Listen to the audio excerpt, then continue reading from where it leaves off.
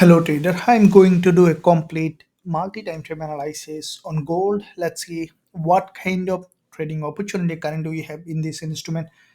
As with the new weekly and daily opening tomorrow, we can see significant trading opportunity on gold. Now, before we discuss how we can trade, let's look at bigger picture, looking at the monthly time frame to see overall picture in the market. Now, from the bigger picture perspective, gold is a long term bearish market. If we look at this monthly resistance here, we see that gold from this resistance zone, there is a strong rejection towards the downside with this monthly long bearish engulfer followed by a middleman, which is a bearish continuation pattern.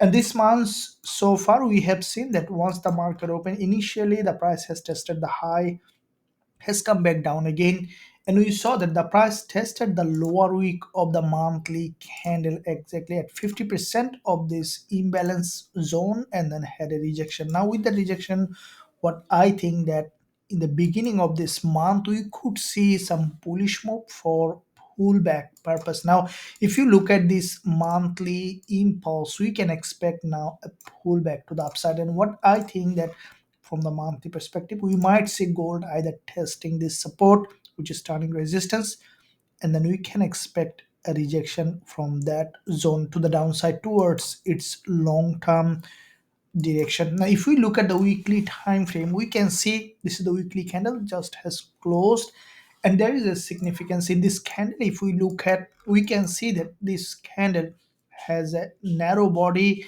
and we also this candle has grabbed liquidity from the support level, has gone up, and which has a long wick at the top.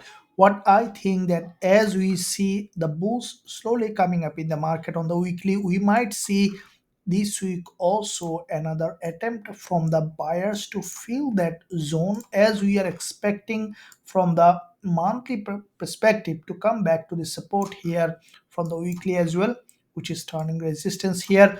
And also this is a liquidity zone. As you can see, there's a weekly doji turning here as a resistance. And what I think that in the market opening, we could see initial pullback to this liquidity zone here, where there is a weekly doji and weekly opening and closing, and we can expect gold to have another bullish journey to the upside. Now if we look at the daily, what do you see that from the daily perspective, it was in a long-term downtrend, and we saw with this liquidity gap from the daily perspective, gold change its long-term uptrend to a long-term downtrend, creating series of lower high and lower low along this zone. Now what we saw that with this downtrending market structure, gold from the daily created series of lower high. In that zone we saw long week candle including this doji along with this 20 EMA. From that zone we saw that gold has a strong breakdown. Now if we look at the structure, what I think that as you can see, once the support is broken from the daily along the zone, we can expect gold to now go ahead and test this level. This is the resistance line also aligning with this weekly support down resistance. What I think that this week we might see gold might remain locally bullish to the upside to test this level here, this support down resistance along with this trend like this resistance. What I think that gold might remain bullish, create a long week candle for longer term drop to the downside. So from the lower time frame perspective, we could see that gold is moving to the upside. As we see from the daily here as well, we see a potential inverted head and shoulder. Buyers might find it very useful to buy in that zone. So looking at further lower time frame from the intraday perspective, we see that gold with these back-to-back two long week candles during the NFP, we have seen this break to the upside, and this is a strong bullish movement. And what I think that gold highly likely that we could see a pullback to the downside, and then we can expect gold to continue to move to the upside. So looking at 1 hour chart to see how gold is doing, we see that gold from the 1 hour perspective, there is a massive movement to the upside during the NFP and has come down for deeper pullback later. And we see this 1 hour 20 EMA and 10 a.m. as separating from each other along the zone.